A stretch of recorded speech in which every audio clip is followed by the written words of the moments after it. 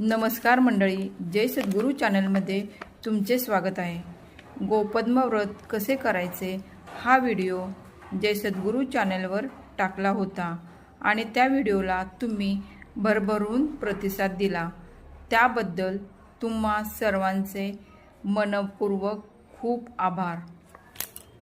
गोपद्म व्रत हे अखंड सौभाग्य प्राप्ती व घरात चिरकाल लक्ष्मी टिकून राहावी म्हणून केले जाते। अधिक महिन्यात भगवान विष्णूंनी लक्ष्मी मातेला कोणकोणती व्रते करायची त्याचे महत्त्व व पुण्य हे अधिक मास महात्म्यात सांगितलेले आहे। खूप जणांनी प्रश्न विचारले, हे व्रत पूर्ण झाल्यावर उद्यापन कसे करायचे?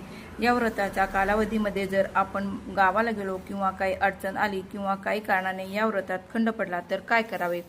मंडळी, गोपद्म व्रत हे श्रद्धेने आणि भक्तिभावाने 33 दिवस केले जाते। हे व्रत पूर्ण झाल्यानंतर उद्यापन करणे शुभ मानले जाते। उद्यापनाच्या दिवशी सकाळी लवकर उठून स्नान करणे, देवघर स्वच्छ करून देवाची पूजा करणे, दिवा लावणे, श्री विष्णू माता लक्ष्मीची पूजा करणे आणि गायीचे स्मरण करणे, नंतर गोपद्म काढून पूजा करावी, हळद कुंकू अक्षदा फुले वाहून मनापासून प्रार्थना करावी। हे देवा, हे व्रत माझ्याकडून जसे जमले तसे पूर्ण झाले, काही चूक झाली असेल तर मला क्षमा करा। गोपद्माचे रांगोळीचे साचेही मिळतात, परंतु तुम्ही हाताने हे गोपद्म काढा, कारण आपण जेव्हा हाताने गोपद्म काढतो तेव्हा आपल्या हातावरील दुर्भाग्याच्या रेषा असतात त्या सौभाग्यामध्ये बदलतात। तेव्हा तुम्ही हाताने हे 33 गोपद्म काढण्याचा प्रयत्न करा। हे व्रत श्रीकृष्णांनी त्यांची बहीण सुभद्रा हिला करायला सांगितले होते। हे व्रत करत असताना तुम्ही जर गावाला गेलात किंवा अडचण आली तर घरातील इतर लोकांनी हे गोपद्म काढावे आणि त्याची पूजा करावी, तसे चालते। ते तुम्ही 33 दिवसामध्ये धरू शकता। समजा घरी कोणी नसेल तर अशा वेळेस जेवढे दिवस गॅप ठेवून नंतर हे व्रत चालू ठेवावे।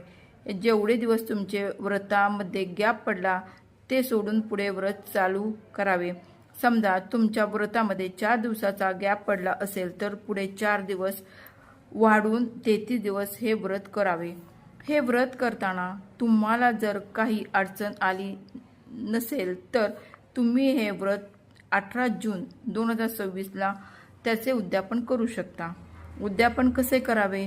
तुम्ही एखाद्या सवाष्णातील स्त्रीला बोलवून तिला जेवू खाऊ घालावे, तिची खणनारायणी ओटी भरावी, त्या ओटीमध्ये 33च्या पटीत सौभाग्याची वस्तू द्याव्यात।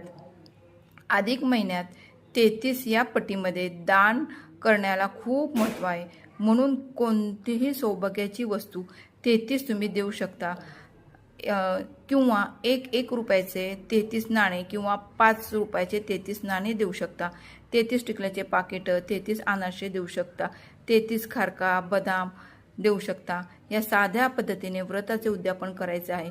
जे सद्गुरू परिवारात नवीन असाल तर चॅनेलला सबस्क्राईब करा, शेअर करा आणि लाईक करा। धन्यवाद।